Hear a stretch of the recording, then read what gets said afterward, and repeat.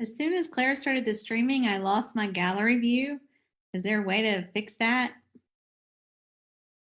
I just see the streaming view.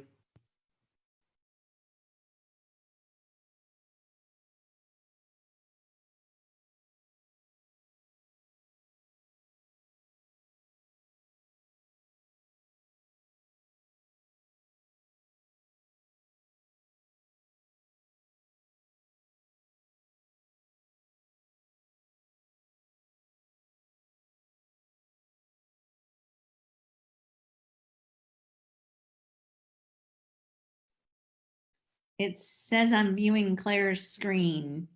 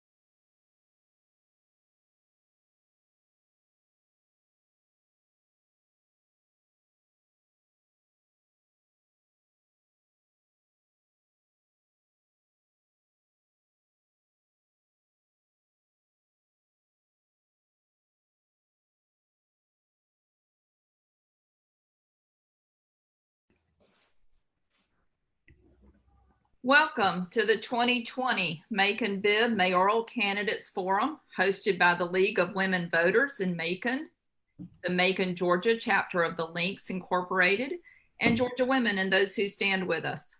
The League of Women Voters is a nonpartisan organization that encourages informed and active participation in government, works to increase understanding of major public policy issues, and influences public policy through education and advocacy. The Links Incorporated is an international not-for-profit organization based on the principles of friendship and service. Local chapters seek to positively affect the local communities in which they serve. And Georgia Women and Those Who Stand With Us is a Macon-based nonpartisan organization advocating on issues of importance to women in the country. The objective of the organization is for women and other minorities to be integral participants in decisions made at all levels of our government. I'm Claire Cox, president of Georgia Women. Marty Copeland and I are happy to represent Georgia Women on the Forum Planning Committee, along with the president of the Links, Sylvia McGee, and League of Women Voters president, Mary Lou Ezell, and member Carolyn Hargrove. The Forum Planning Committee initiated our work in December of 2019, having no idea that the COVID pandemic would lead us to where we are today. As Sylvia is very fond of saying, we're in a new paradigm, and this committee has adjusted and responded to it rapidly. Personally, I'm grateful for the opportunity to have worked alongside and learn from this dynamic and committed group of women. Instead of gathering at the Douglas Theater tonight, we've convened all participants in a closed Zoom meeting and are streaming to you live via the Facebook pages of all three sponsor organizations. We're also recording the event and will make it available tomorrow by posting to a YouTube channel and sharing the link. Feel free to share the Facebook live stream or host a watch party on your page tonight, or share the YouTube video tomorrow.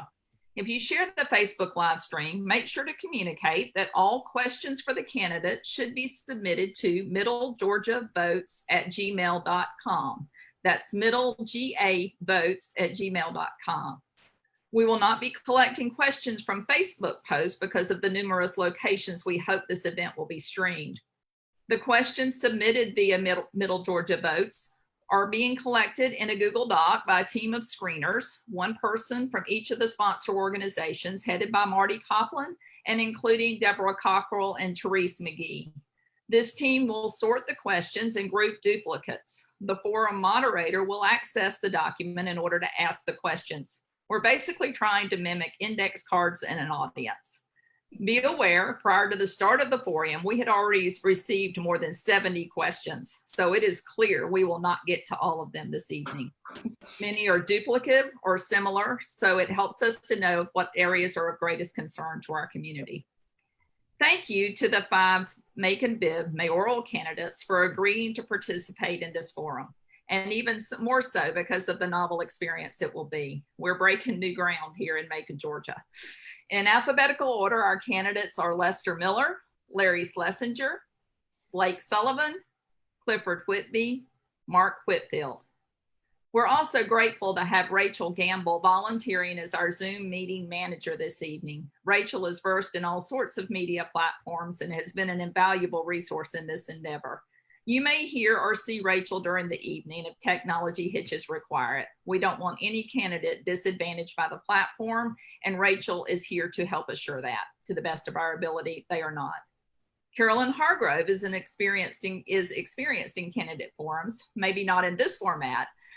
Candidates are familiar with her paddles, which indicate 30 seconds and 15 seconds remaining, and a stop paddle. These will be visible on your screen and to the candidates. Zoom gives us the interesting ability to mute a speaker also, but we trust that won't be necessary and that all candidates will heed the stop sign when their time is up.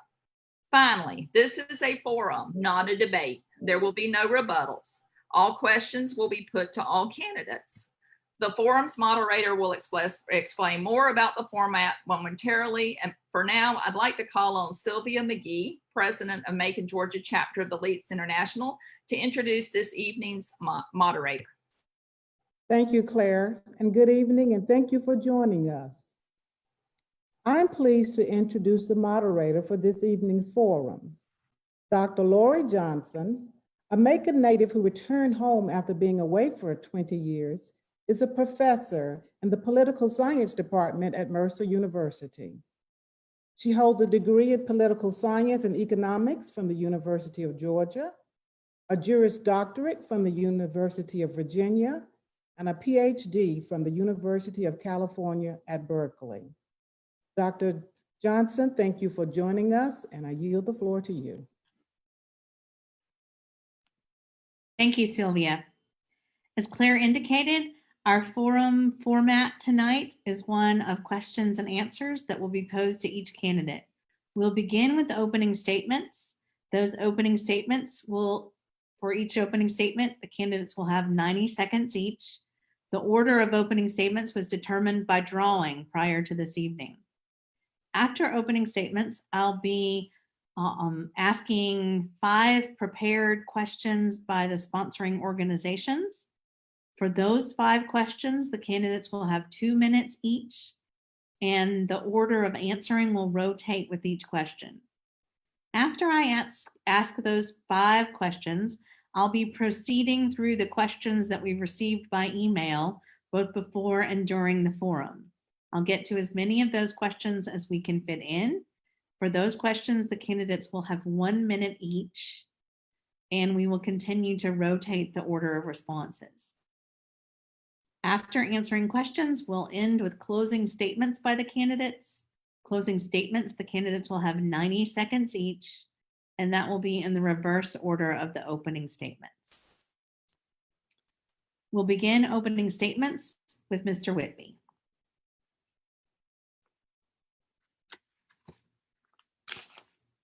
Hello, I'm Clifford Whitby, and I'm a candidate for mayor of Macon Bibb. I was born here, lived here my entire life. And like all of you, I'm concerned about the future of our community. I would like to thank the Links Inc. Macon chapter, the League of Women Voters, and Georgia Women for hosting this event. All of you realize there are serious issues facing our community. This mayoral election will no doubt be the most important one for Macon Bibb. The outcome will likely determine the reality of our community for the next 2 decades. That's 20 years.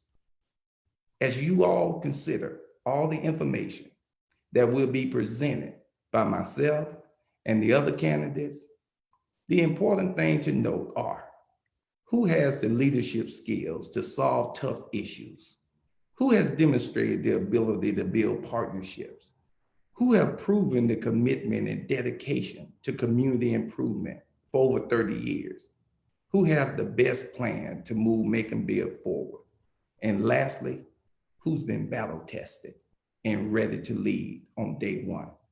I'm excited to be here, and I look forward to having this most important conversation. Thank you. Mr. Miller? I'm Lester Miller. Can you hear me okay? Good evening, I'm Lester Miller. I want to thank the League of Women Voters, the Macon chapter of the Links, the Georgia Women, and those who stand with us for this forum today. I'm honored to be here in your presence. Our hometown is the best place with the best people on earth. I'm from here, and I'm running for mayor because I'm determined to leave it better than I found it, for our children and our grandchildren. 51 years ago, I was born right here in Macon, Georgia, to a 17-year-old mother. My mom and dad worked hard, but they struggled to make ends meet.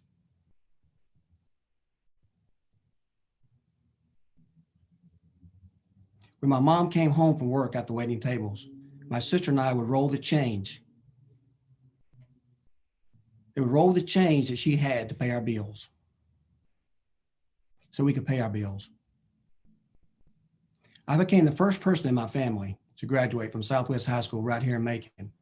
I went on to graduate from Mercer University and Mercer Law School.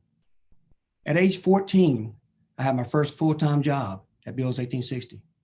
At age 19, I started my own business. Now I have 7 businesses that I have here in Macon, Bibb County.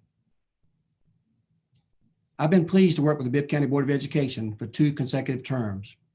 And during those terms, I was president for 3 years. I was pleased to cut taxes twice and also to be able to increase graduation rates substantially. It's my pleasure to work beside Dr. Curtis Jones for Superintendent, National Superintendent of the Year, and to get his endorsement. Thank you. Mr. Sullivan. Good evening. My name is Blake Sullivan. The pandemic that we've experienced has created a lot of pain and suffering throughout our country and right here in Macon Bibb. I want to thank all of you for tuning in tonight so that you can listen to the candidates and make an informed decision for who you want to vote for as mayor of Macon Bibb. Hopefully at the end of this evening, you will have looked at all the candidates and considered my answers. And I believe I'm the best candidate to lead Macon forward. My responses are rooted in being a successful small businessman and leading large organizations. And make no doubt about it, Macon Bibb is a large organization. I know how to look at difficult problems, find creative solutions, and take action. That's what I do. I believe that my skills are what Macon Bibb desperately needs right now. I want to lead our community. I want Macon Bibb to be the #2 community in Georgia and the #1 community for all of our citizens. Thank you. Rabbi Schlesinger. I'm Rabbi Larry Schlesinger, and along with my amazing wife, Derry, we're the parents of 2 grown daughters. I spent my entire professional life as a member of the clergy, most recently here at Temple Beth Israel, and now I'm honored to be our candidate for mayor. I'm running for mayor because no one else in this race has the relationships that I do throughout this community to build the bridges among us that we so desperately need. I'm a proven fiscal conservative who will always present a balanced budget that's bona fide. I'm proud of my 100% record of fully funding local law enforcement, and I'm passionate about fighting blight, improving income inequality, and delivering vital services to our most vulnerable populations. Now, as a result of this COVID-19 outbreak and the shutdown and slowdowns that have followed, Macon-Bibb County will soon face a very serious revenue crisis for an extended period of time. But keep in mind that when the Great Recession hit in 2008 and revenue similarly plummeted, I am the one who was serving in local government at that time, and the lessons that I retained from that financial crisis will greatly benefit us all. So I'm asking for your vote for me, Rabbi Larry Schlesinger, as our next mayor of Macon-Bibb County. Mr. Whitfield. Good evening. My name is Mark Whitfield. And first, I want to thank the League of Women Voters, the Macon chapter of Links, and the Georgia Women for hosting this event. I want to first say that I entered this race late because I looked at the field of candidates and I thought that I would be the best qualified to serve Macon as mayor and as their leader. A mayor's job is to protect and serve. And I haven't seen the protection or service that Macon citizens deserve. We are in the middle of a pandemic right now. And leadership has failed to protect small businesses, to protect the well-being of the seniors, the well-being of all of the citizens in Macon. We must understand that poverty, crime, blight is all connected. So we must understand that we ought to protect and serve. And that's what a mayor must do, and I will do that. Thank you, candidates. Our first question from the sponsoring organizations addresses the issue of crime.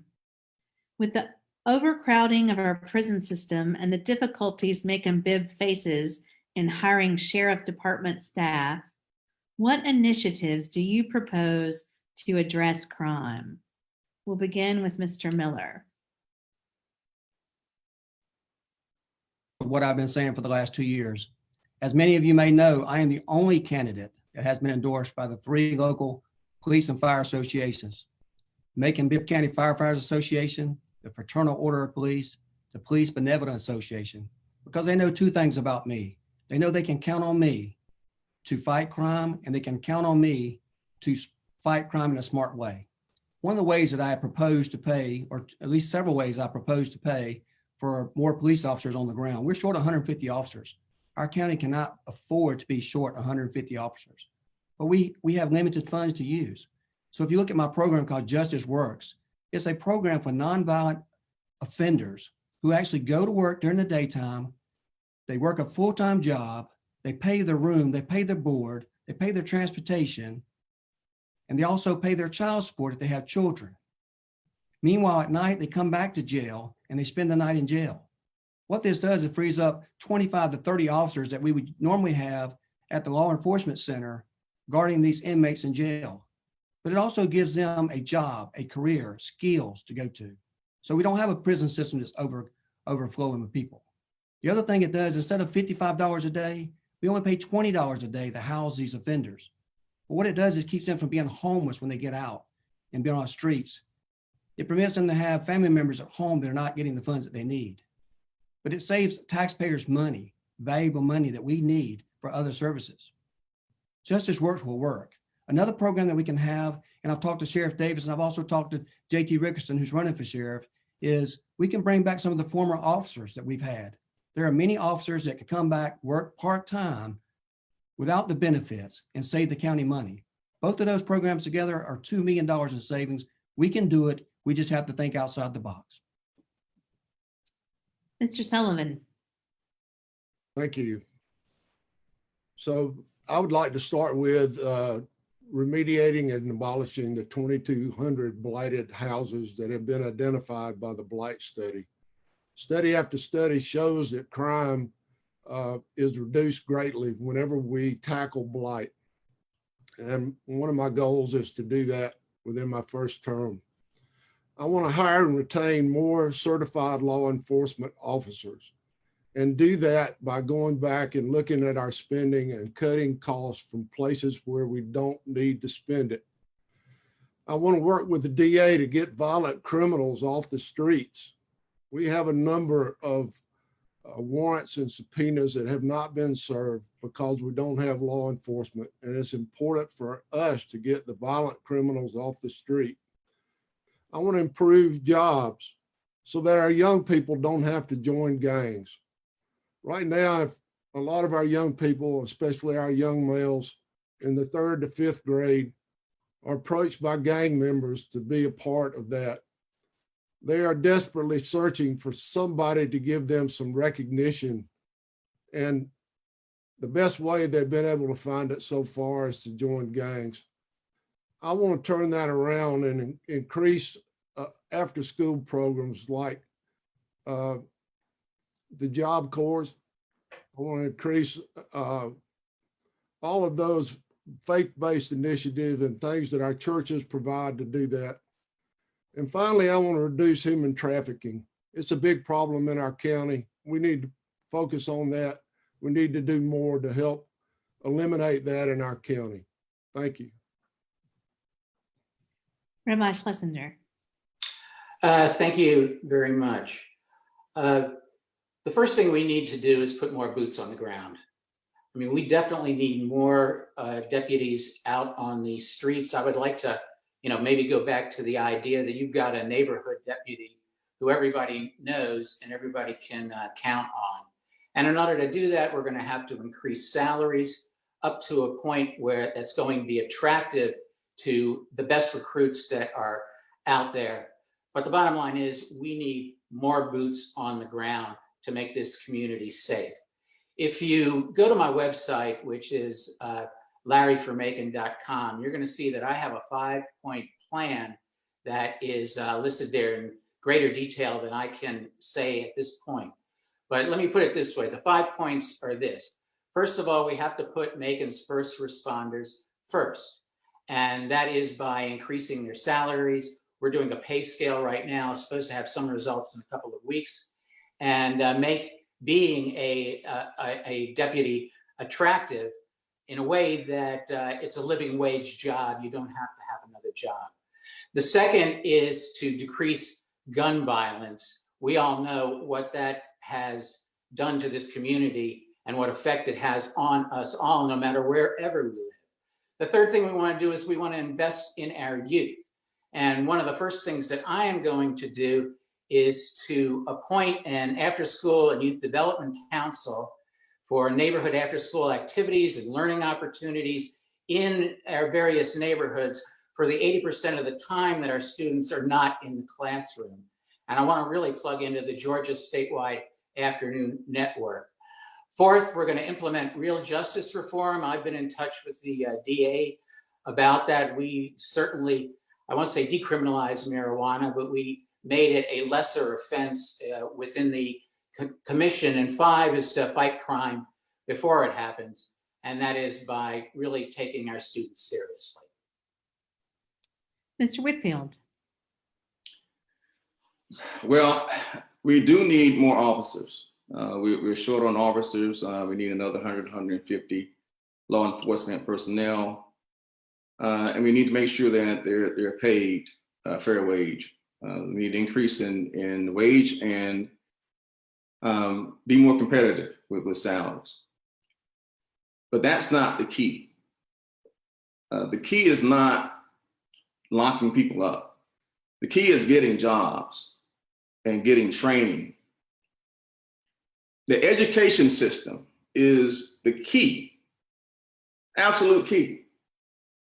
You don't find prisons filled with people reading at grade level. So we know we lose them somewhere around the 2nd, 3rd grade, and that's unacceptable. So it's a mayor's job again, and I say it again, to protect and serve. And although the school system is separate, we don't have any authority over the school system, we certainly have an obligation to work with the school system, to join with them and find programs that can help one another. So I want to have the after-school program that youth are involved, and I want to have all youth involved in the program without cost, and we'll find a way to pay for it. But every youth should have some type of enjoyment, some way to experience achievement, joy, self-motivation, learning about their self-history, their ancestral history. This will help the individual, the child, do better in school, have better academic performance. This will prevent them from going into the gangs and doing property crime and being less productive. So we want them to be productive. We have to do things to make them productive. And Mr. Whitby. Thank you. I take this question from a different perspective than I think the previous candidates. I think first responders and crime prevention is 2 separate issues. First responders deserve a fair wage, like every other hardworking Macon Bibb employee. In 2014, when this community chose to consolidate, it operated under a 20% reduction. This consolidated government at the time made the choice to have an early buyout for officers, taking 70% of their pay and exiting. I think the number is somewhere around 80 officers at the sheriff department, somewhere around 70 of the fire department. but that's not fighting crime. If you go to my website, cliffwhitby.com, you'll see a 6-point plan that was developed by stakeholders, clergy, business people, youth directors, coaches. If we're talking about fighting crime, well, we got to go where the crime is. We got to go where it starts. We got to go to the root cause of crime.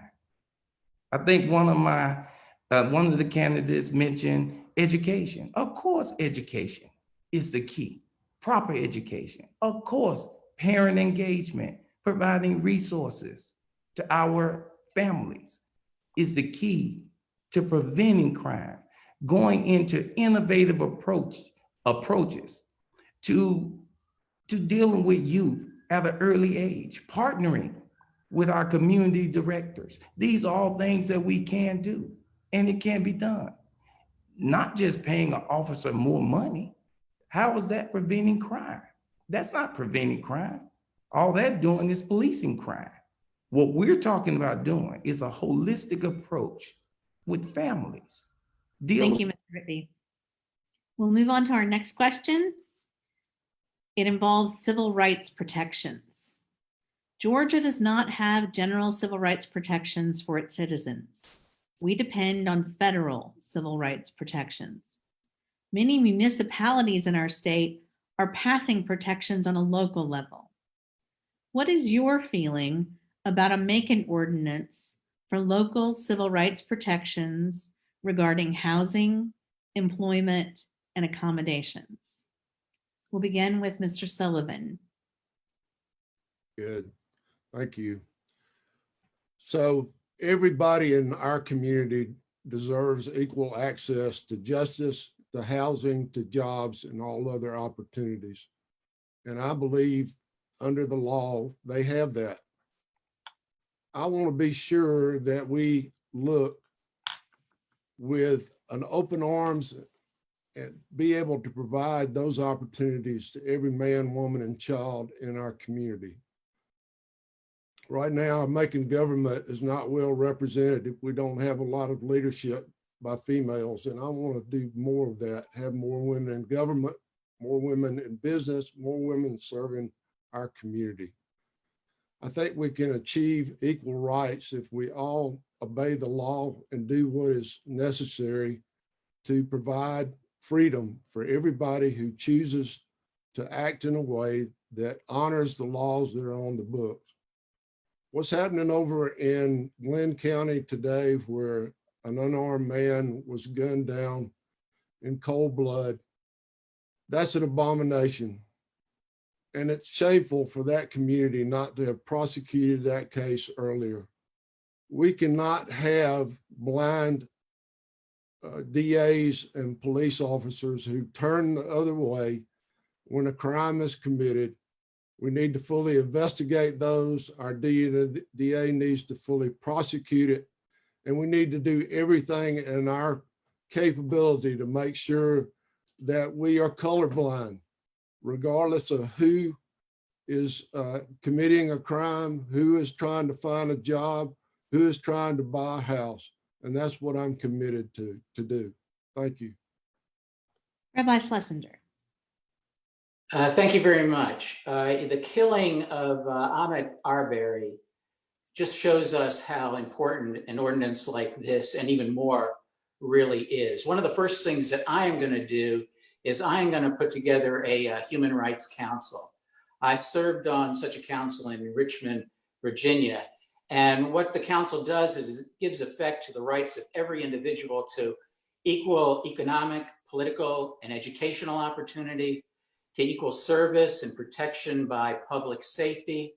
It would advise the commission itself, including the mayor, on ways to eliminate prejudice from our community and discrimination simply because of one's race or color or creed or religion or marital status or sexual orientation or gender identity, or if you have a disability.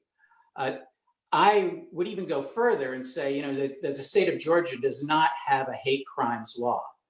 And even though this is, sort of beyond what we do in in local government, I do think that we need to get behind every effort to take this to Atlanta, to the state capitol, and have a hate crimes law passed so that we can join the rest of the country, basically, in taking a stand against what are heinous crimes, so that somebody like Ahmed Arbery will not be killed in cold blood ever again in the state of Georgia. Mr. Whitfield. This topic is very important to me. And you can have 5-point plans, 100-point, 1,000-point plans. All those plans, it doesn't matter. It's what's in the heart of people. And in Macon Bibb, I see that there's a change. That's for the positive. So yes, we should have civil rights laws on the local level. That's fine. And I think we should implement those. But from what I see is, as a matter of public policy, it's the community who decides what's really important. So what I want to see is more opportunities for individuals to receive mental health counseling, because when you have violent crimes that took place, that take place in our communities, most of the time it's not because it's a hate crime, it's because someone has a mental health issue. And that's what needs to be addressed, is mental health. Yes, there's racial discrimination, there's racial prejudice, and we can work through that. I mean, Macon doesn't have those issues where you have officers killing young men. We don't have that, and thank God we don't, because I think we're heading in the right direction. So we need to focus more on getting our youth stable with mental health counseling because of the violence that they see, the violence they experience, the negative experiences they have as human beings. That's what ends up producing hate. So racial discrimination, yeah, you can't make that go away. You cannot eradicate that. That's a heart issue. And you can't policy it away either. You can't make policies to make it go away. So I do agree a hate crime needs to be signed. And I do agree that we should have a local civil rights law. And Thank you, Mr. Whitfield. We'll move on to Mr. Whitby. Civil rights. You know, what happened in Brunswick happens in this country over and over again. This goes to leadership. This goes to why there is a national push for criminal justice reform. The platform we launched in October centered around equity, fair play, balance. If we can't expect fair play when a man just jogging in a neighborhood can be gunned down, and it takes nearly 2.5 months for the family, the grieving family, to receive any measure of justice. I do agree, it's a hard issue, but we have a responsibility as leadership to make sure we have the right judges, prosecutors, people in place. And that's exactly what the top elected official of any community set the tone for. So what I have to say on this matter is at Whitby administration would do everything it can to work with the community to demand justice. Thank you. Mr. Miller? This is a very important topic. One, it hits home to all of us here in Macon, Bibb County, especially with our crime rate that we've had. But more importantly than that, the Lester Miller administration will not tolerate any discrimination. You can look at my past record. You can look at my track record. Look at my record on the school board, Bibb County School Board. What you'll see is we've already passed legislation already in our policies, way before the county has. We've already got a policy in place dealing with these issues that we're talking about today. So discrimination is something that will stop in my administration.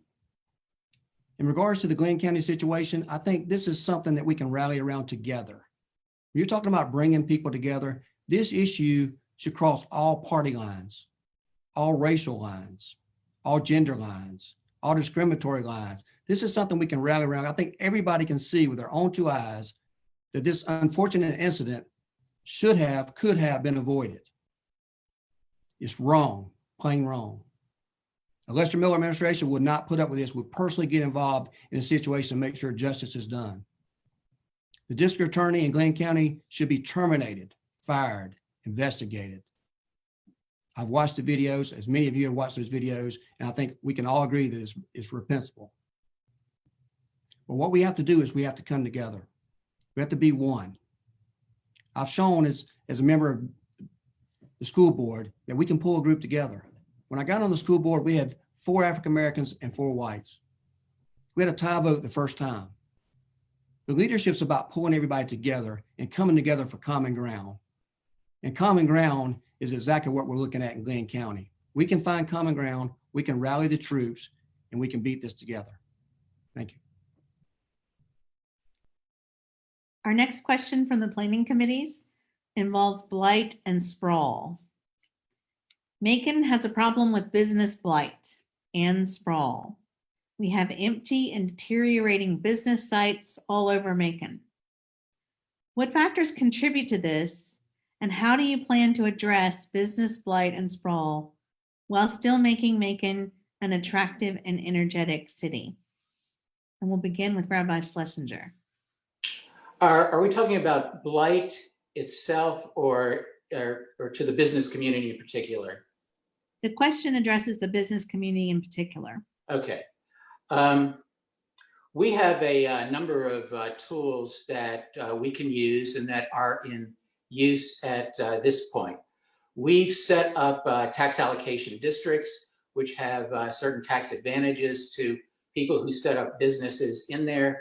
We have business improvement districts as well. The Eisenhower Business Improvement District is perhaps the most active and most well-known, but these districts can be set up anywhere in the city. We have opportunity zones that we try to attract investors to come and invest in places that could be, for all intents and purposes, very vibrant and vital. We need to really focus on making sure that we are able to attract the kinds of businesses that are going to flourish here in Macon, Bibb County, and use these tools. I will continue to partner with the Industrial Authority, which has done tremendous work in terms of bringing large-scale industry to Macon, Bibb County. I will continue to partner with the Chamber of Commerce, and I do believe that the business community can serve a very, very important purpose in mentoring some of our students who are coming through. We want to create entrepreneurs, and who better to create entrepreneurs than people in the business community who have been successful themselves. So we've just got to use the tools that we've got and really promote them really throughout the country, because we are a very, very special place that has a wonderful future. We just need to move forward as quickly and as completely as we can. Mr. Whitfield. Okay, well, I may not be liked after I say this, but I don't care, because I care about the people of Macon Bibb first. If the Industrial Authority has done such a great job, where are the jobs? There aren't any. It's a lottery system when you have a large employer come in and offer jobs. It's a lottery system. And the same people are left out over and over again. That's part of the reason you have the crime. It's part of the reason you have the blight, the violence. Because those who are left out are the ones who have stayed on the bottom. They don't have the opportunities. And if they have a record, then they definitely don't have opportunities. So we seem to put them away like they don't exist, but they do exist.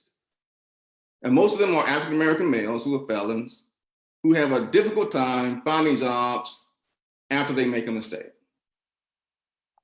So no, they're not going to have those opportunities when those big companies come in because they're not going to hire them. But they are a part of Macon. They're a part of Macon Bibb. So now we have families who have just single mothers now. And they're earning the best they can, usually not a living wage. And we have a workforce development program here that is failing. Workforce development in Macon, Georgia is not what it should be. And we have to do something about that. So yes, we can have enterprise zones. We can have federal opportunity zones. Those are opportunities for us to bring in investors in areas that have underdevelopment, blight, and so forth. But we must have a strategic plan to involve all of Macon Bibb to have economic success and opportunity. Mr. Whitby. Thank you. And I do believe this question is on residential blight. I'm sorry, commercial blight. Commercial blight is a byproduct of the economic situation in a community, our community. As chairman of the lead economic development arm, the Macon Bibb Industrial Authority reinvented economic development to the tune of nearly $3 billion with the companies. But no, waiting on big companies to come in is not going to address commercial blight. Addressing the economic issues in Macon Bibb will address commercial blight. Tooling our entrepreneurs, our young people, providing them with the resources. They are models that show that this will be productive. We have models that demonstrate that we can address our commercial blight as well as our residential blight. But we have to work together as a community and strengthen our agencies that's in charge of commercial development. Thank you. Mr. Miller. Thank you, Ms. Johnson. Several of the candidates talked about multiple issues, but the question is about commercial blight. Commercial blight is a huge problem in Macon, and it covers many facets. Number one, Macon Bibb County Industrial Authority does have a Macon Bright program that's been adopted by the county as well as the school system to help start this process, to issue a tax freeze to encourage businesses to come. You can already see that on Pine On at the old Westgate. So things are happening now. We have to go a little bit deeper.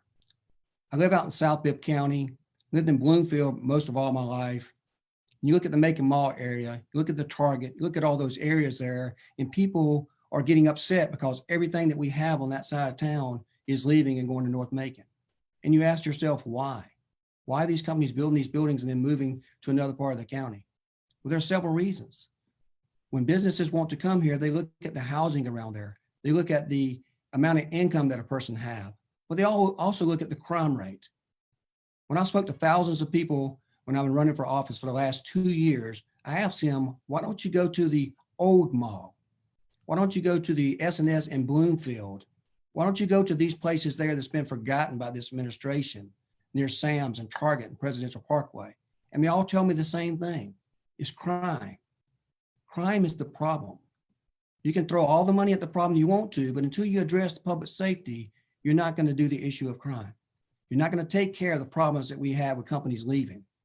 Under Lester Miller administration, we're going to fix that crime problem. And like I said in my commercial, we won't lay one more brick until public safety is fixed. And I mean that because we have to get this under control.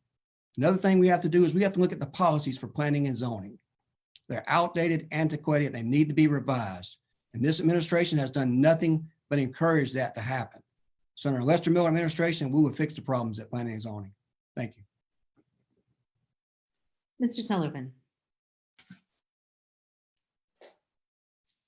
From occurring. I'm the only candidate that's been out there in this pandemic trying to save our small businesses.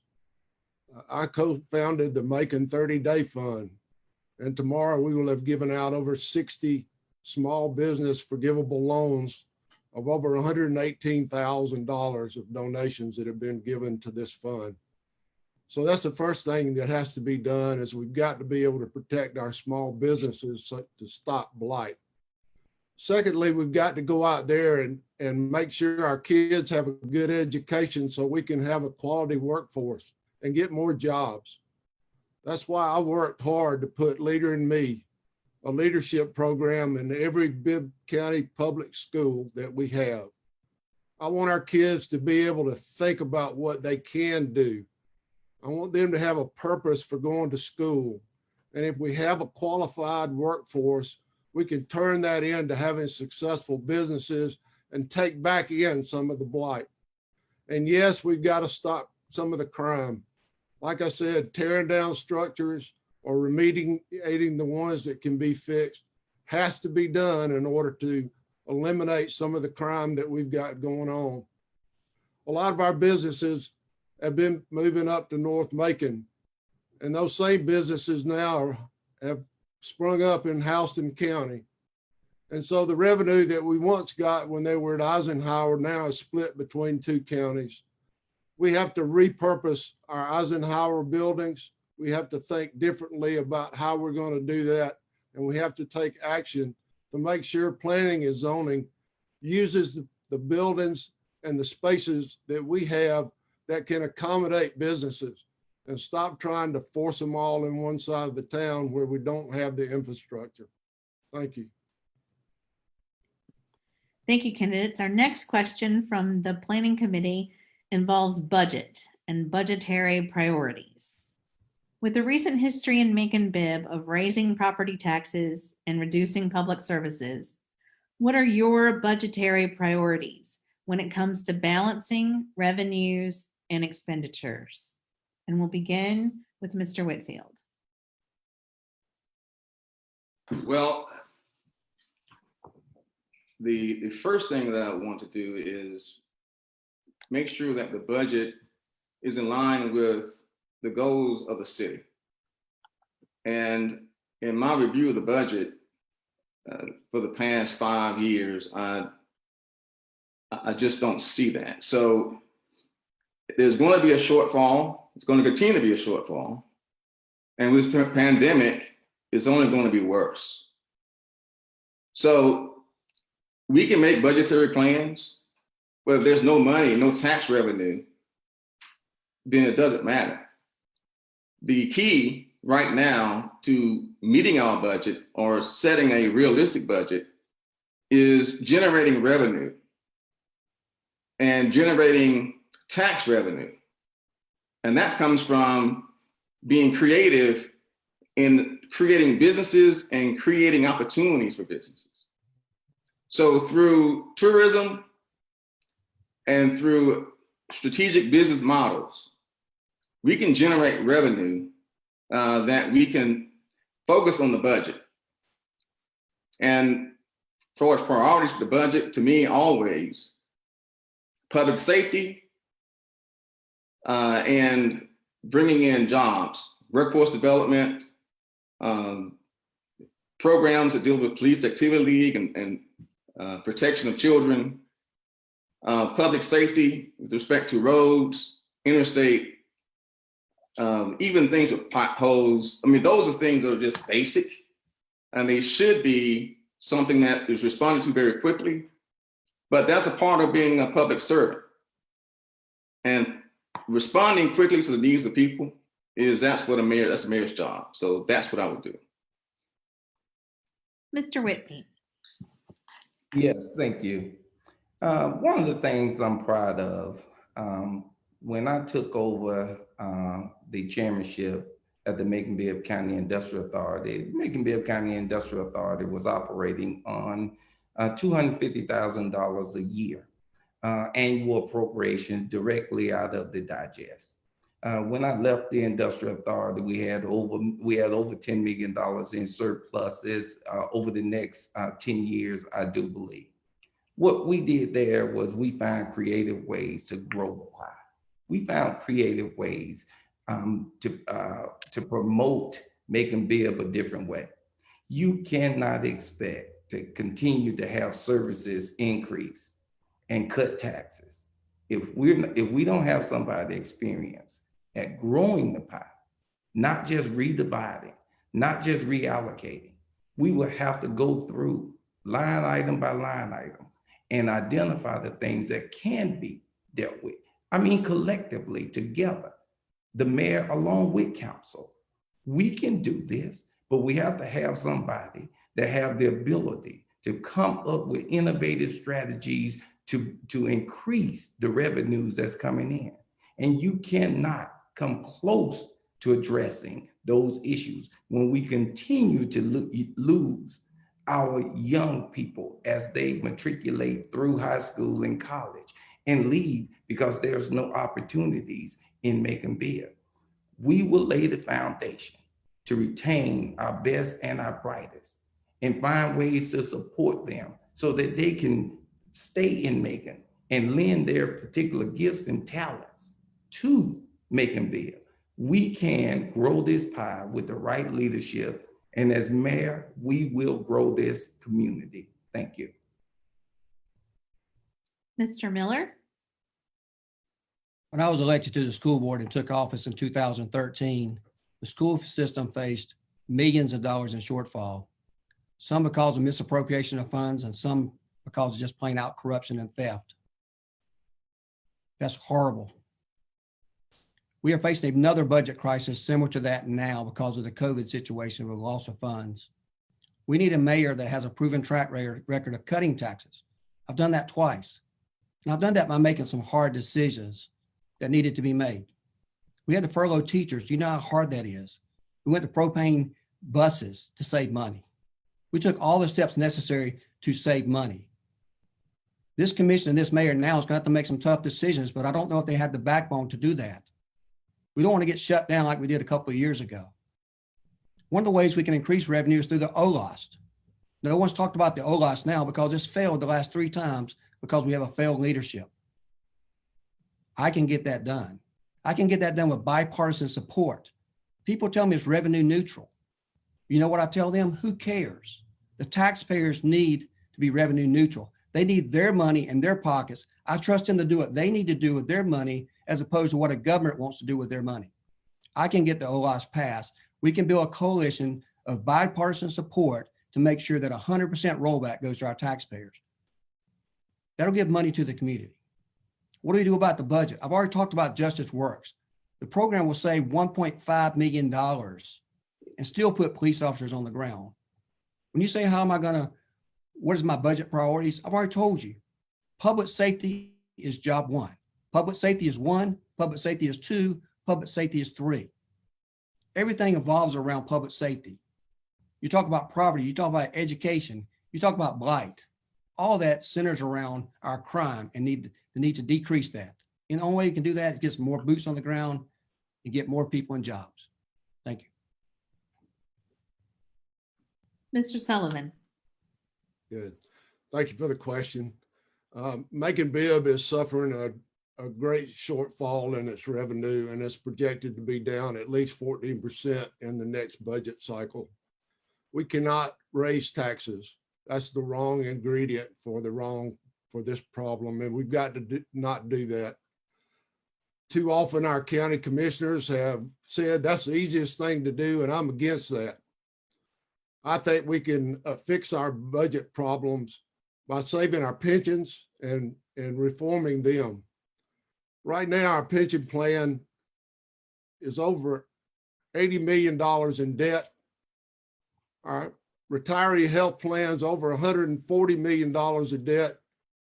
And the next fiscal year, we will pay a little better than $25 million out of our budget to pay for the retiree cost.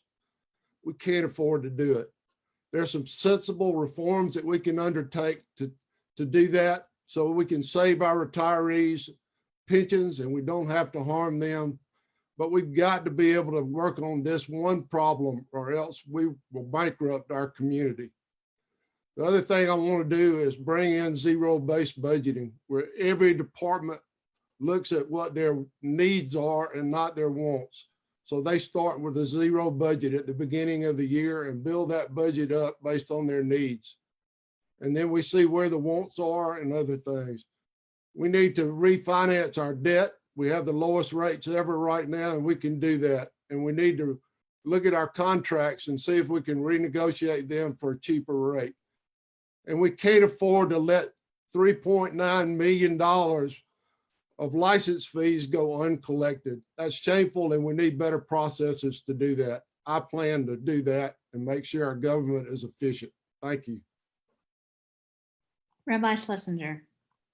Thank you. The most important thing for any government to do financially is to at least maintain a balanced budget. And frankly, the discussion or the shutdown 2 years ago for me was not a question of mass transit or closing libraries or anything like that. It was an issue that we had, as the commission, had been presented with 3 balanced budgets by the administration 3 years in a row, each of which turned out to be a deficit budget. And I was not going to approve any budget moving forward simply because I had no confidence that it was, in fact, a balanced budget. So what government has to do is maintain that equilibrium. And to tell you the truth, the last 2 years, we had over a $10 million surplus last year, and we were on that route this year. It's going to be interesting to see what COVID-19 does to that ultimate figure. But ultimately, the departments, the services that government has to provide to the public are these. Number 1, public safety. Number 2, sanitation. Number 3, public works. And number 4, especially in this environment, we have to have public health be one of the major primary services that we offer. If, as we're going to experience, we're going to have a shortfall in revenue, then in order to maintain a balanced budget, we're going to have a cuts in our expenditures. It's just as simple as that. It's not rocket science. The budget has to stay balanced. Thank you, candidates. Our next question, and one we got quite a few about from the citizens as well, is poverty. Macon has a 28% poverty rate, double that of the national average. How do you plan to work collaboratively to address the issues and challenges that poverty presents in our community? We'll begin with Mr. Whitby. Thank you. As I said earlier, as the chairman of the Macon-Bibb County Industrial Authority, I changed a lot of the inner workings. We changed a lot of the inner workings. We completely revamped the lead economic development arm and had the most successful years in the history of the Macon-Bibb County Industrial Authority. You can't begin to talk about poverty without talking about inclusion, without talking about bringing people, allowing people access to the resources that are right here. In our administration, we will partner with all of the authority and agencies and insist that we look at all of the options that are on the table. When you're talking about entrepreneurship, when you're talking about unleashing the raw, natural imagination of our young people and our people in this community, period, whether they're 25 or 75, we've got to find innovative approaches to dealing with this. We can't just rely on bringing in big industry to address the poverty issue. I'm very proud of the work that we did, but it is not enough. And partnering with our community is the key to unleashing that raw natural instinct in all human beings to create and develop. And I believe a Whitby administration would be just what it takes to unleash that and support this community as we revamp economic development across county lines. Thank you. Mr. Miller. Thank you.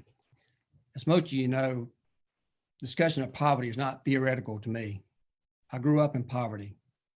I overcame poverty. Of course, poverty looks different to different people. I'm a white male in Macon, Bibb County. That has a certain connotation to it coming up in Macon, Bibb County, but I've lived in 7 different places in Macon, Bibb, attended 7 different elementary schools before going to Southwest. You build relationships with folks. You see what happens in their households. You see what's on their kitchen table. You see what shoes they wear. Poverty is something that we have to join forces. It's nice to have these big industries coming up. We talk about all the businesses we brought in here. Let's talk about where those jobs are going. We need to make sure that the jobs in Bibb County are going to people who live in Macon, Bibb County. When you want to address poverty and jobs, what about a novel idea? You bring a big company and stuff, give them a huge tax break. Why don't you make as an incentive to give down payment assistance for people to buy or build homes in Macon, Bibb County? Let's go one step further. Instead of giving tax incentives on the backbones of our hardworking people here in Macon, why don't we include some transit money as a tax incentive for the company that's coming here can match those funds, even if it's $100,000. So the people in East Macon can accept that job at Amazon or Irving. We need to get people to work. Work will lift people out of poverty. Education is also the key. And as I've been on this whole night discussing about the education that we've done with the Bibb County school system, you can't forget men earn more than women. The poverty rate in women is concentrated in the early mother ages. So we have to make sure that our women have childcare so they can go to work, but they also have an education so they can have better jobs, high paying jobs. And that's what you'll see in the Lester Miller administration. Mr. Sullivan. Good, thank you. Poverty is a great scourge in our community, and we must do better to combat it. Over 6 years ago, I recognized that education was one of the ways we could get our community out of poverty. And so I started volunteering and helping out our schools, public schools, to be better. One of the things we initiated was the Leader in Me. I raised over $2.8 million to fund that in every Bibb County public school. I believe when we give children the chance to become leaders of themselves, that anything is possible and that they can aspire to learn new skills and new jobs that are necessary to get them to better their lives. I want to continue that working in education, but we also need to provide training. We have some great institutions here, but a lot of our people can't get to and from these institutions so that they can get the training they need, because our public transportation system has been woefully underfunded. Best example I can give you is Amazon. When they moved here, we gave them an amazing tax break. They built a cover so that public transportation could drop off people to and from work. Instead of running a bus there, we decided that we were going to let other counties import jobs into that institution, and we failed to provide that. I want to provide more transportation. I want to provide more services in our neighborhoods that don't have them, especially grocery stores and financial institutions. I want to be able for our citizens to prosper in each neighborhood. And I'm committed to doing what I can to break the cycle of poverty and encouraging our faith-based organizations to do more. Thank you. Rabbi Schlesinger. Thank you. Personally, I am embarrassed that 1 out of 4 people in this community is living at the poverty line or below. That is simply unacceptable. And in a lot of ways, for the entire community, it's an embarrassment. It's disgraceful. We got to change it. So we need to acknowledge and address the economic disparities that exist primarily along racial lines. The only cure for poverty is jobs. And we're talking about living wage jobs, not burger flipping jobs, but living wage jobs where a person can actually have a family. So we have to do 2 things. Number 1, education is going to be the most important thing. We have to develop a workforce that is going to be capable and prepared to compete and function anywhere in the workplace today. Our schools have improved, but our student reading levels and graduation rates are still not where they need to be. The second thing that we need to do is to focus again on economic development. We need to partner again with the Industrial Authority. Whatever they bring is a blessing to this community. We need to partner with the Chamber of Commerce. We need to make sure that our institutions of higher learning are the best we can be. We've got so many things that are going for us here. It's our fault that 1 out of 4 people in this community is living at the poverty line or below. It's our fault. We can change it. Let's get to work.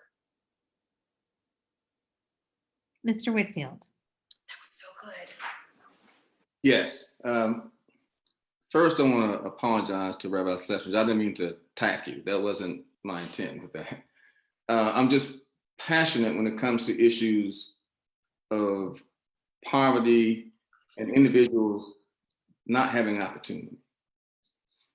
So that's what's really making me upset. We have a pandemic right now. So we have small business owners who are about to lose their businesses or who have lost their businesses. We have people who have been laid off and now they're facing poverty. We have individuals who are already in poverty. So I'm hearing a lot of discussion, but this has been going on now for 30 years or more with the poverty. And now we have this added issue of small businesses having this trauma to their families, this financial crisis, which is now added to this problem. So what do we need? We need a plan to come up with true strategic business models to generate revenue so we can stabilize small businesses. Because small businesses are the backbone to the community. So I've done things in the past. I wrote the workforce development program for Macon. I was instrumental in bringing the PALS program as it is, and was being very successful in Macon. And I have innovative and creative ideas to bring businesses and also create jobs ourselves through the municipality, that the municipality can create with the resources that we have. Thank you. Candidates, we're going to move now to questions from the audience that have been submitted both before and during the forum. I remind you that the response time for these questions is 1 minute per candidate. Let's start with a question about tourism. Surrounding communities have recreational and entertainment venues, sports stadiums. What will you do to improve the quality of life in Macon for its residents and also attract tourists and the money that they bring with them to the community. And we'll start this question with Mr. Miller. Thank you. Well, of course, the most obvious answer to that question is our location. I mean, location, location, location. We're in the heart of Georgia. You can't get anywhere without coming through downtown Macon. And the best part about that, especially after this COVID crisis, there's going to be a lot less people that are wanting to fly away and go long distances, and they can get here from anywhere within just a few hours. I've had several conversations with Gary Wheat and members of his staff there, and they do an excellent job in tourism, but we need to get better. Hotel motel tax is going to be suffering for a while, so we got to be very creative and very innovative. One of the things I talked about is making sure that we become the music capital of the world again. The previous administrations, we lost the Music Hall of Fame. Look what just happened. One of our gospel just passed away a few days ago. We need to bring back the Music Hall of Fame to Macon, Bibb County. And we need to rally around those things and go back to our heritage, and tourism will once again thrive in Macon. Mr. Sullivan. We are a good tourist destination because of our location, but we're even better because of the people that live here. One of the drawbacks that we have is that we have some of the highest property tax rates around. So we keep the musicians and the artists and all of those who work so hard to ply their craft. We make it difficult for them to live here. We make it difficult for shops to open up. We make it difficult because we don't have the public transportation to go to a lot of our museums, the Tubman and the Sports Hall of Fame or other places. We need to do a better job of welcoming people to our community, and I'm committed to doing that. Rabbi Schlesinger. Thank you. I really believe that we have a lot to offer, and we've got about 6 million people or so who are sitting 85 miles up the road that we just have to give a good reason to get in their cars, come down, spend a day in Macon, spend a weekend down here in Macon. That is our market. I sit on the Visit Macon board, so I know exactly what Gary Wheat and company are doing. One of the things that I was really working on was having a gaming tournament come to Macon that's sort of been sidelined by the virus. But we are in a great position. I want to establish a music commission in addition to that Human Rights Council. The filming industry is down here all the time, bringing people to here. We have so much going for us. We just need to get out from under this virus, and things are going to start jumping with tourists, because that's a revenue stream that we need. Mr. Whitfield. Youth activities is the key. And the program that I want to implement is for all the Macon youth to have an opportunity to participate in a sport or some activity, whether it's an instrument, art, whatever it may be. And we will foster that. We will offer an after-school program that will allow them to grow and develop in that particular sport or art.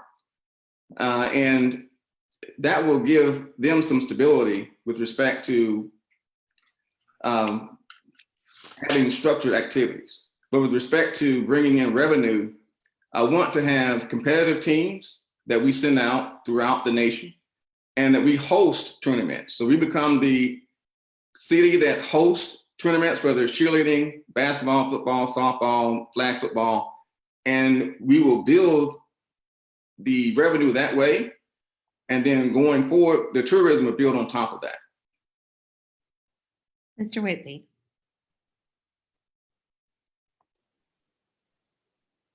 I love about being home. This is home. We have a tremendous history here. A Whitby administration will build on our assets. We will partner, we will continue to partner with the Harriet Tubman Museum, the Grand Ole Opera House. We will continue to partner with the Douglas Theater. We have a great legacy here. We can do things. We sit in the heart of Georgia. People pass through here by the thousands. We got to give them a reason to get off those exits and come visit and enjoy some of our assets that we have. But building from the partners that we have in place that do a tremendous job, we've got to support them, and the Whitby administration will. We got quite a few questions from the audience about COVID-19, and I know several of you have mentioned that already. One of the questions we got was, how do you anticipate being able to maintain essential government services if there were to be a resurgence of the virus in the fall and winter? And how would you decide when to close or reopen the county if that happens? We'll start with Mr. Sullivan. Good. Thank you. So this has been a major pandemic, and it has caused a lot of pain and suffering to all of our citizens. So we've got to be able to make sure that we keep our employees healthy, but we've also got to make sure that our community is healthy as well. Everybody second guessed Governor Kemp when he opened up Georgia. I believe what he did was look at the best available information and make the decision that he did. I was in favor of that.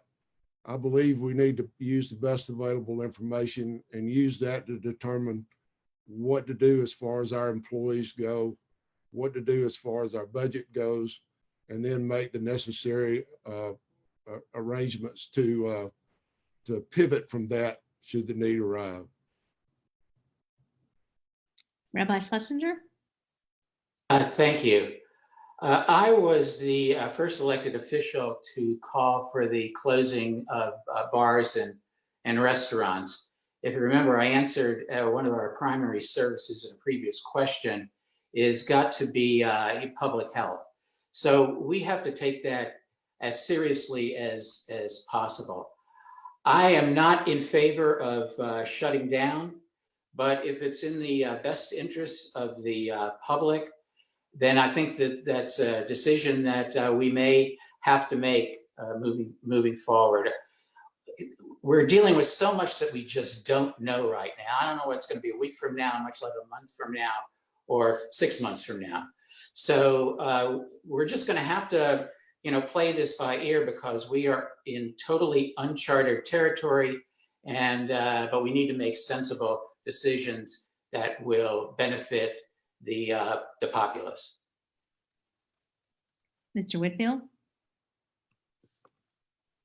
I see that we put economics ahead of public safety. That's what I see. And thank God that we had responsible business owners who, if they had to open because of personal reasons or because their services were needed, they were very responsible in opening their businesses.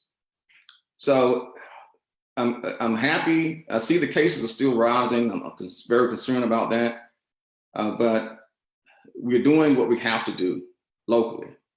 And I'm proud of Macon Bibb for what they've done thus far with social distancing and their efforts.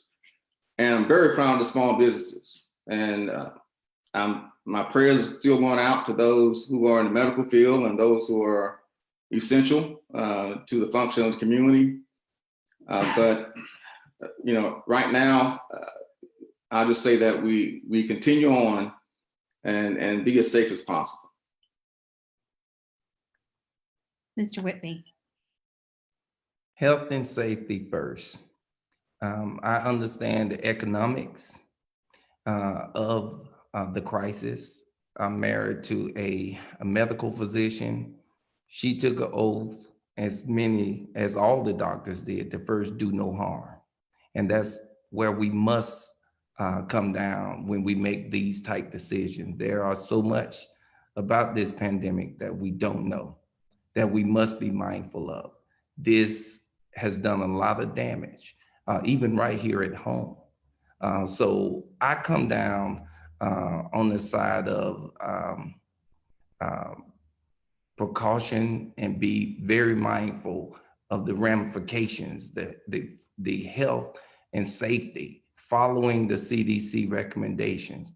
and putting health and safety ahead of economics. Thank you. Mr. Miller. One thing's for certain is we can't play this by ear.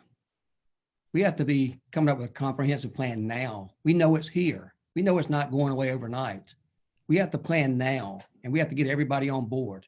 Forget about politics. Let's bring the medical people in. Let's bring the business community in. Let's come together as one. The school system did this in the beginning. We didn't wait for Governor Kemp to tell us we needed to close schools. We closed schools, so that's the right thing to do. But guess what we're already doing? We're already planning for next year to start the school open. And if school is not ready to open in, guess what?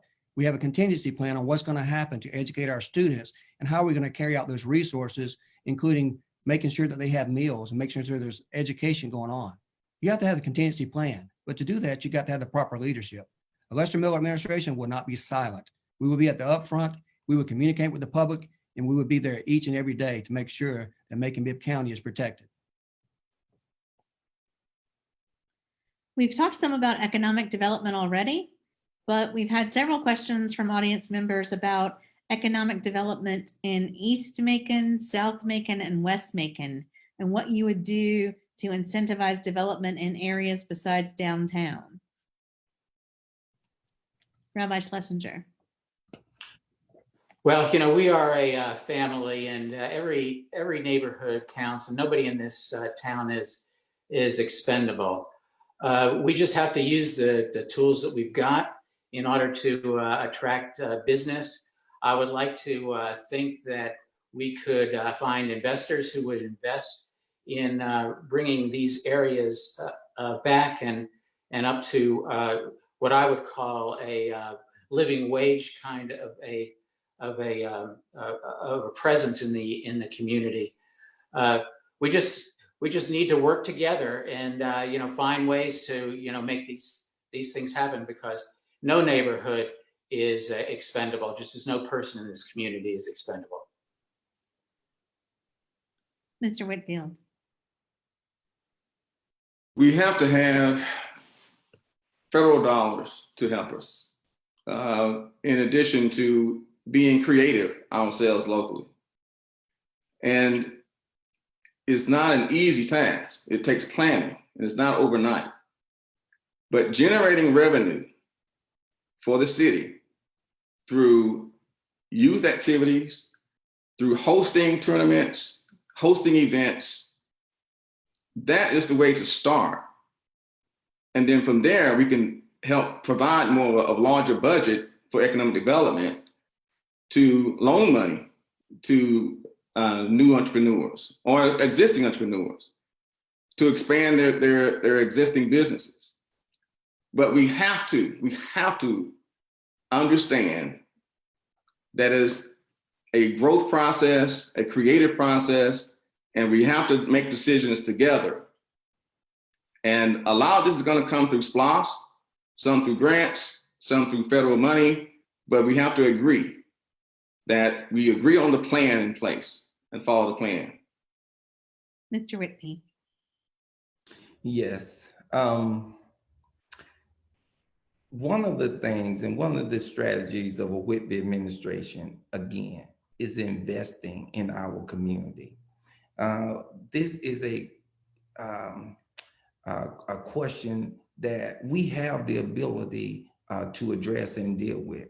We support our community and unleash that raw, natural, creative ability to go into East Macon and support those who want to be in East Macon, who want to provide jobs, who want to provide products in East Macon, and treat East Macon just like we treated the 2nd Street corridor, the downtown redevelopment plan. This is not rocket science.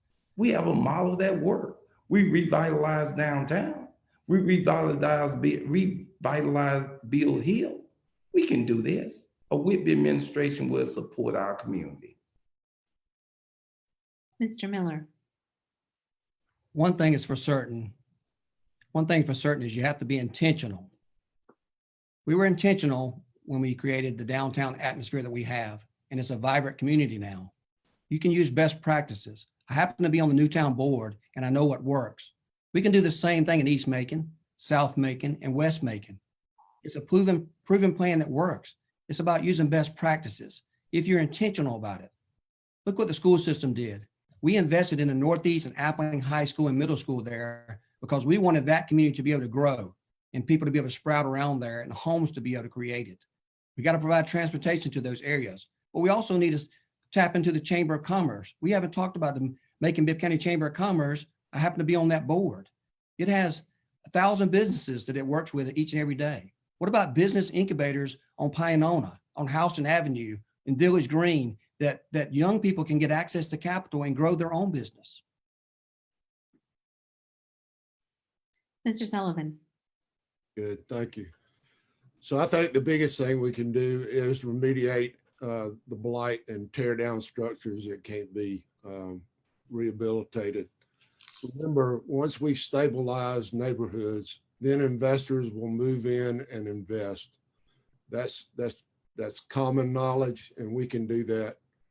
The other thing we have to do is make sure we provide transportation, public transportation to these areas. You know, we don't run a bus to South Bibb.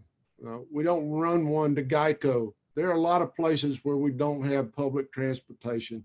You can't expect an area of town to thrive without city services being run to those areas and making sure the people who need them the most have a way to get groceries and financial services and improve their quality of life.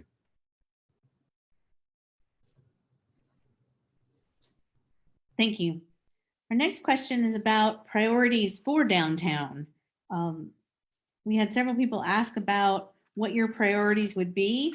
The perception is that currently the priorities are residential lofts, fine dining and non-fine dining restaurants and other establishments serving alcohol.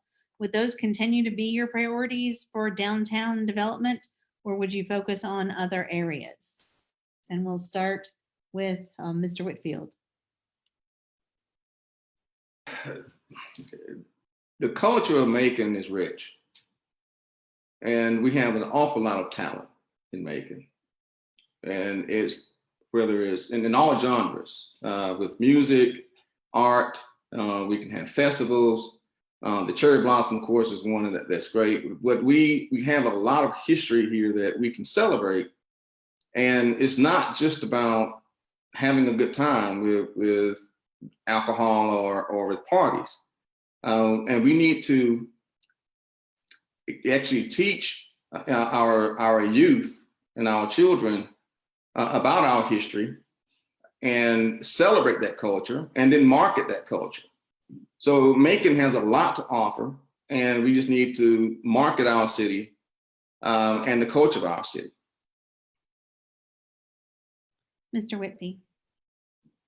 Yes, I think the first priority of a Whitby administration really would be to stabilize our investment. We have a significant amount of community resources invested in downtown. I was a part of that coalition that came in when downtown was a ghost town. We've invested because I do believe an urban core is essential for a thriving city and a thriving community.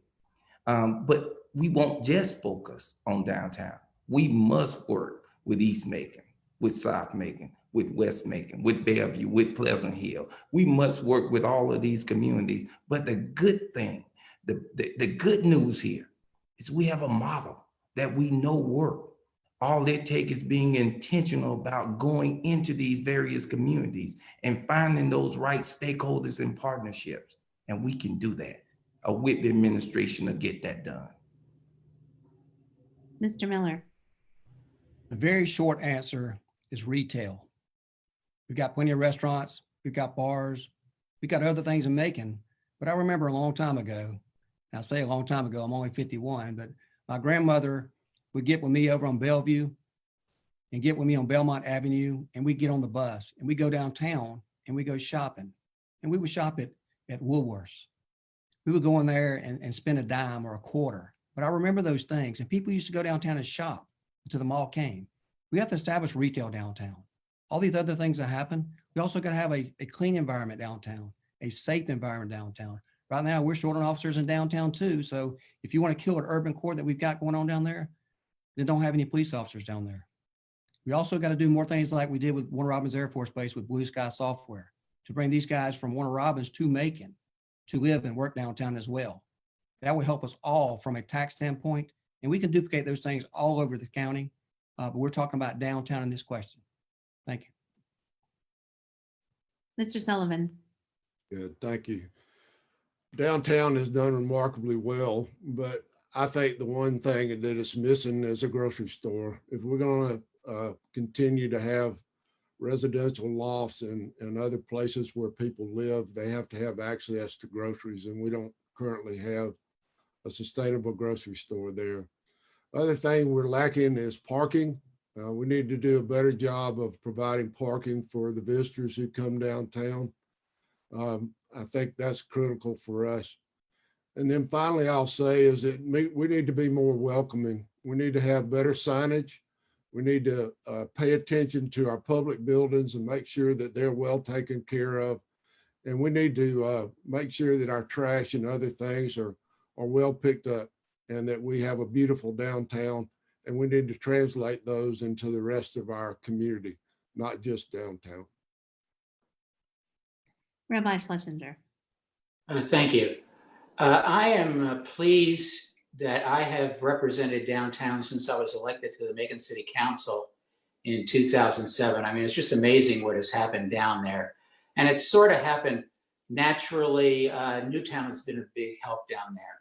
Anybody who knows anything about economic redevelopment knows that it starts downtown and it radiates out.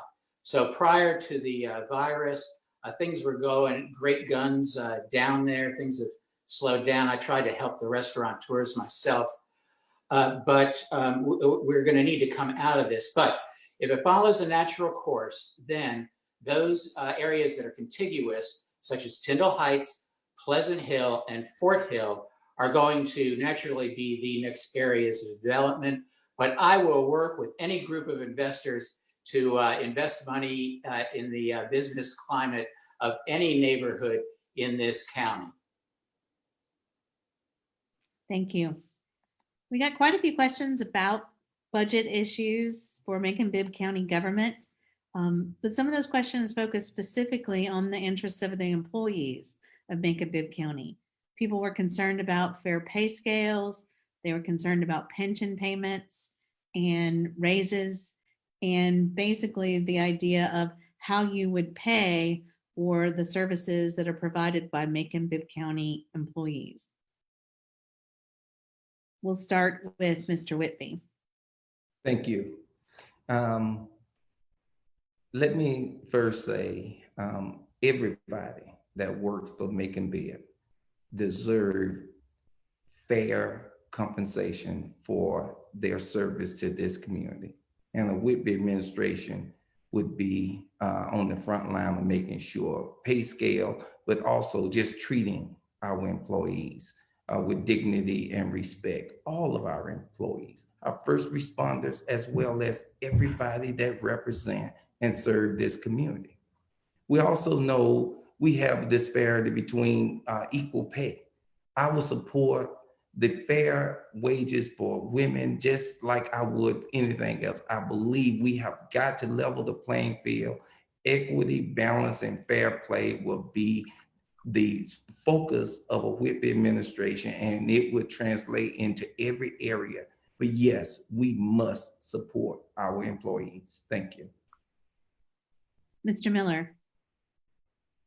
All of our employees are valuable, and each one of them bring a certain thing to the table. In any budget situation, you have to have priorities, and those priorities sometimes can make tough decisions.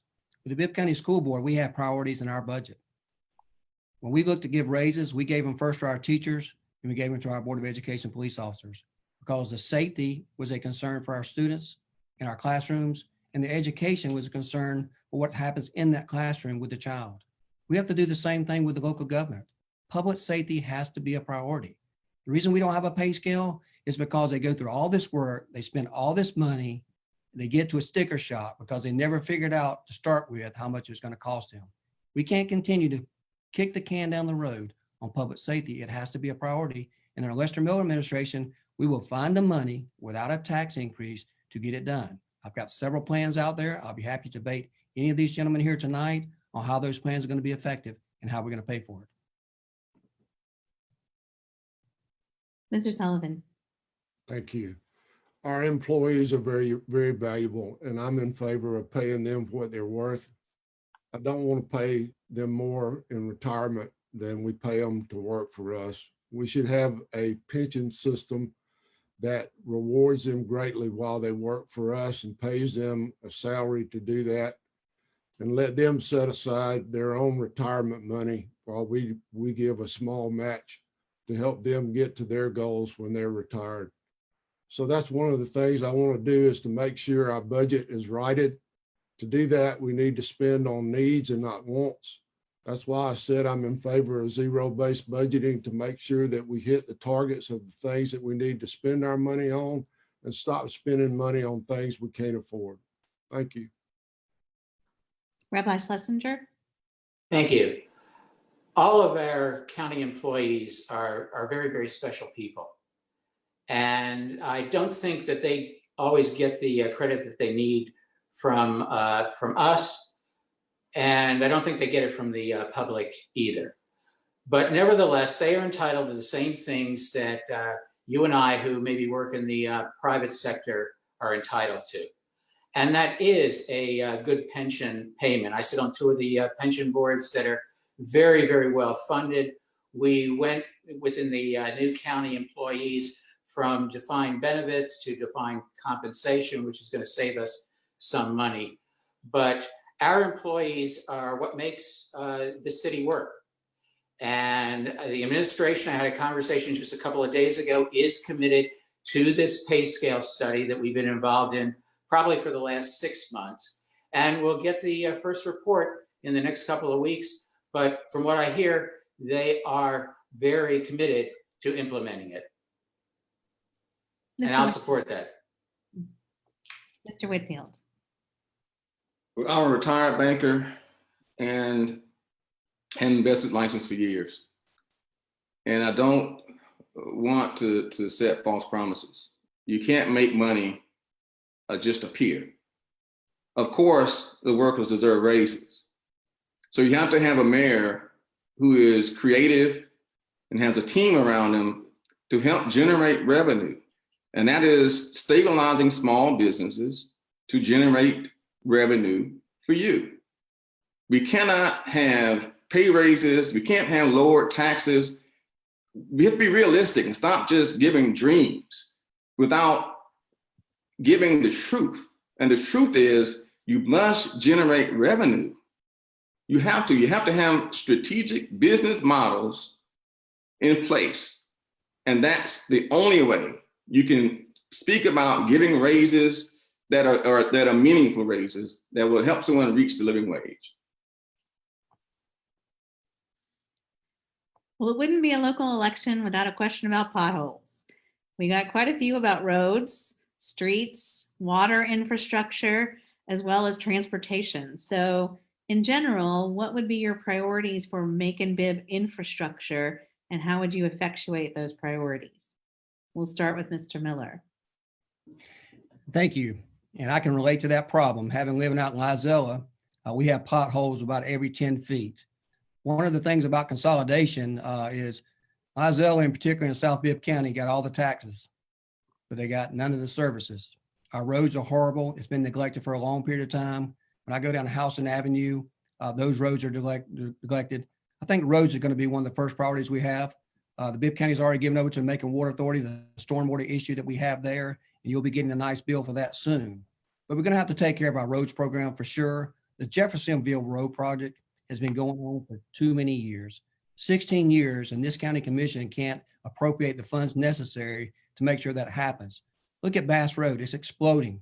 We're 6 years behind the times on putting transportation out there, as well as roads and improvements that we need in that area. We can't wait 2 or 3 years to do right-of-ways. We need a mayor that's going to act now and act fast. Quit giving me excuses. Let's make things happen. And I think I can do that. Mr. Sullivan. Potholes are a big deal, as are our roads. I was surprised to learn a few months ago that Macon Bibb found a lot of roads that the DOT didn't even know about. That's shameful.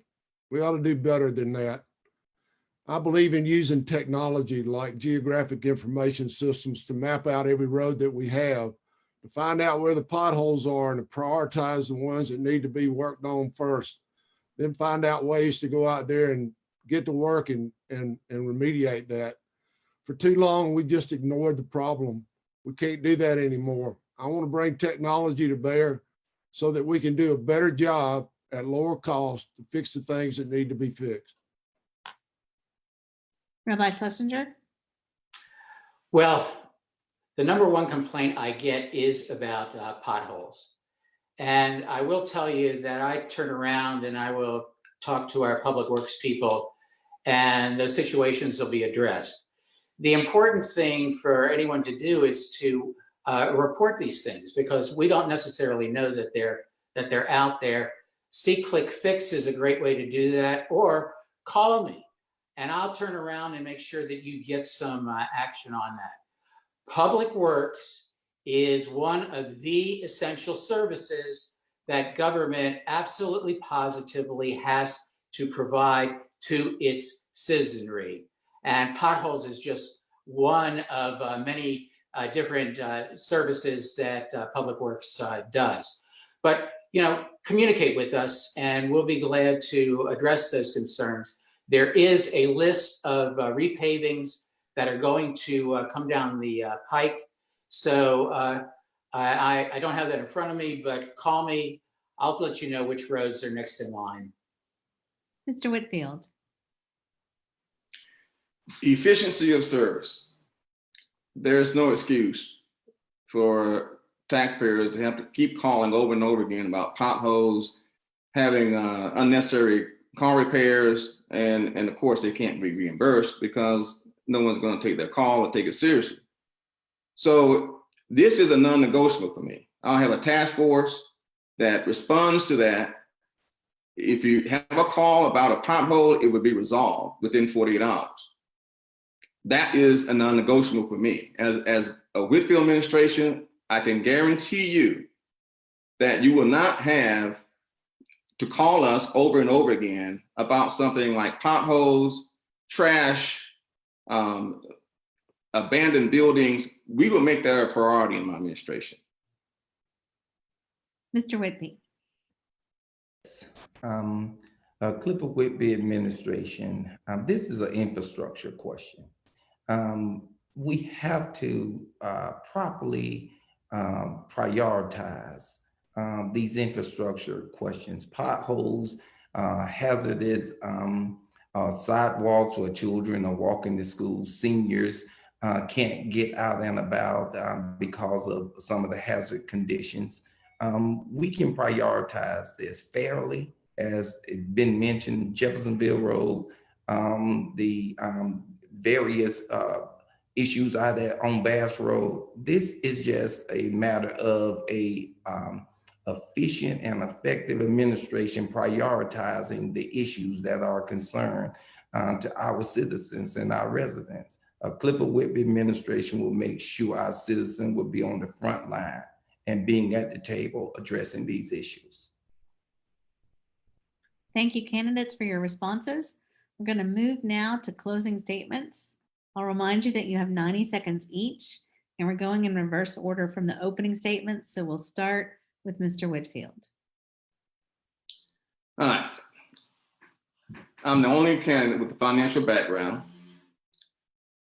I have written the workforce development program for Macon.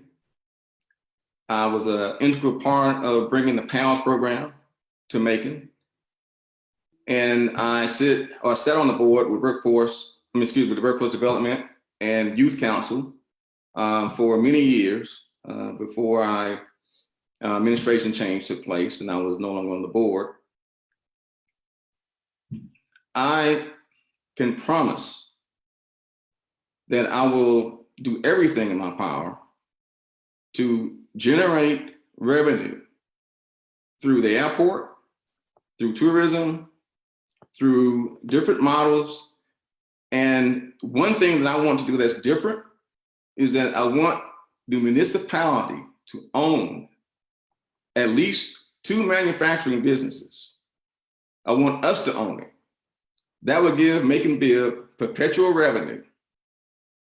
As long as we can manage it and manage it properly, we will have revenue coming in from Macon Bibb for not just a generation, but for your entire posterity. That is what we have to do in a post-pandemic era.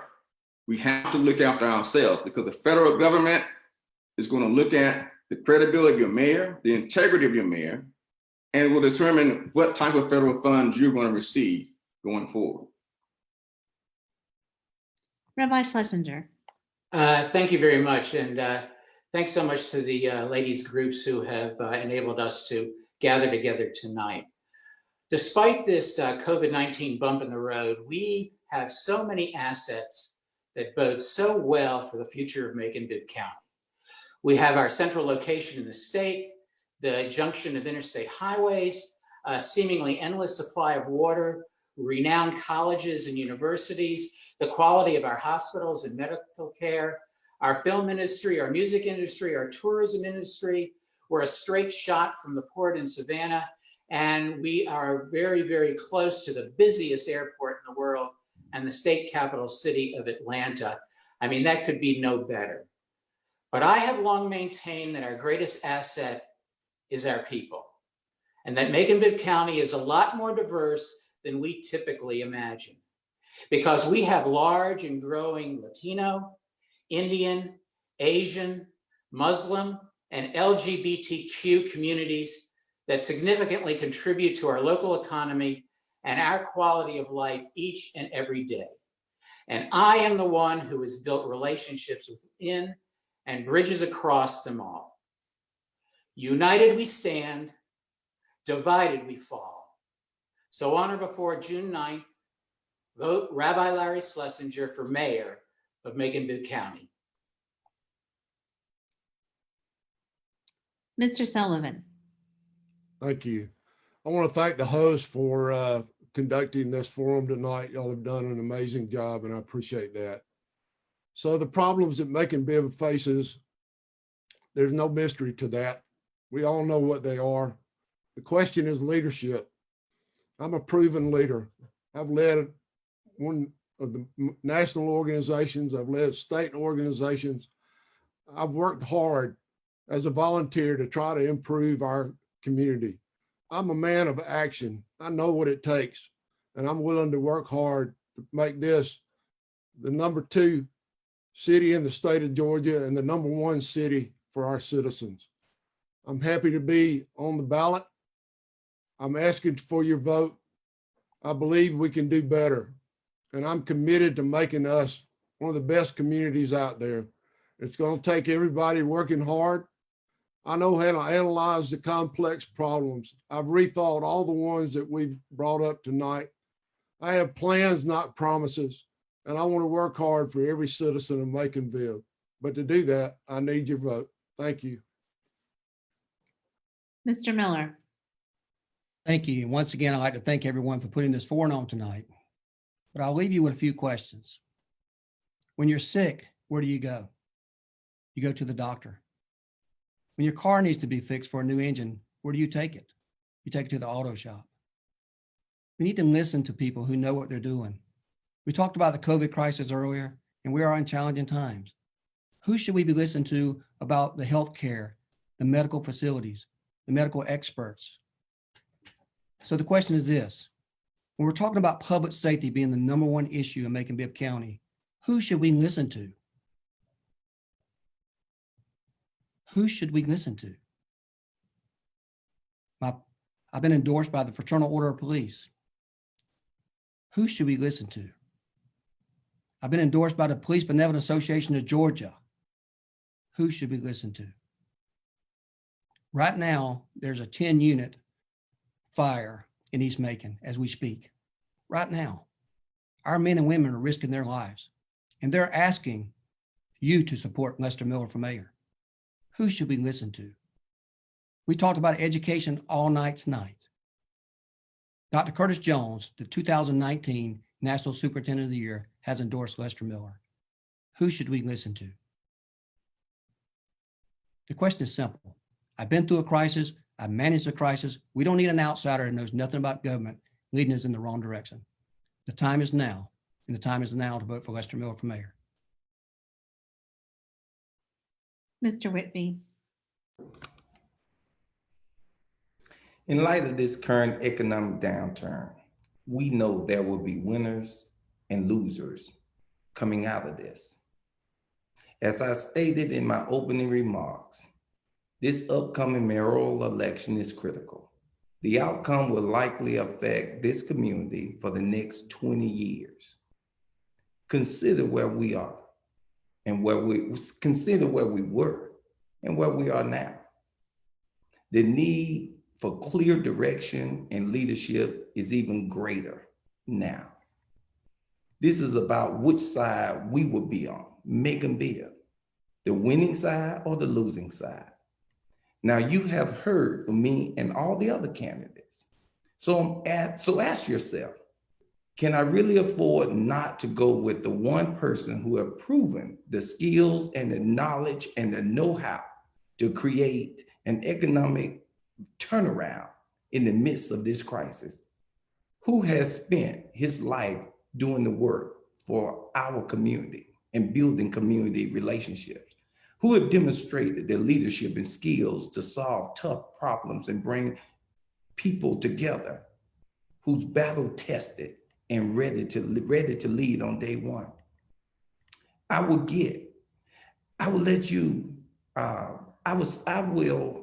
let my record speak for itself. I'm committed, vested in you and your success and your family's success. Vote for Clifford Whitby for mayor. I pledge to you, when I become mayor, I will transform Macon Bibb into a thriving community and one that you will be proud to live in. Please, thank you for listening and visit our website, cliffwhitby.com. Thank you. Thank you to all the candidates for your participation tonight. Thank you for the people listening. Regardless of who you vote for, please go vote. I'm going to turn it over to the president of the League of Women Voters, Mary Lou Ezel. Hi, I want to thank everyone who has participated in this event tonight, all of our candidates, all the people who have joined us on Facebook to see this, and all the people who sent in extra questions. We had lots and lots of good questions, and we appreciate you being involved in that. I also want to let you know, if you know anybody who missed this live presentation tonight, they can see it tomorrow on YouTube by going to any one of the 3 sponsors' Facebook pages. So just let them know they didn't miss out if they can see it again on YouTube. And of course, I want to recognize the sponsors: League of Women Voters, Macon chapter of Links Incorporated, and Georgia Women. And I want to tell you that these same sponsors are going to sponsor a criminal justice forum in 2 weeks. So be looking on your Facebook and also in the newspaper for more information about that. It will have the same format as this evening, and it will be for the sheriff's candidates and for the DA candidates. I have lots of other thank yous. I certainly want to thank Rachel Gamble for being our Zoom manager. Believe me, we wouldn't be here tonight without her. She's the only one that knows how to mute us and unmute us to get us right. Also, Susan Long for being our media coverage person. Of course, Lori Johnson, our moderator. Thank you, Lori. And a special thank you to all of our 5 candidates. We really appreciate that you chose to participate in this event. I think you've done a great service to our community by being here this evening. And so our evening has ended. Thank everybody for being here, and good night.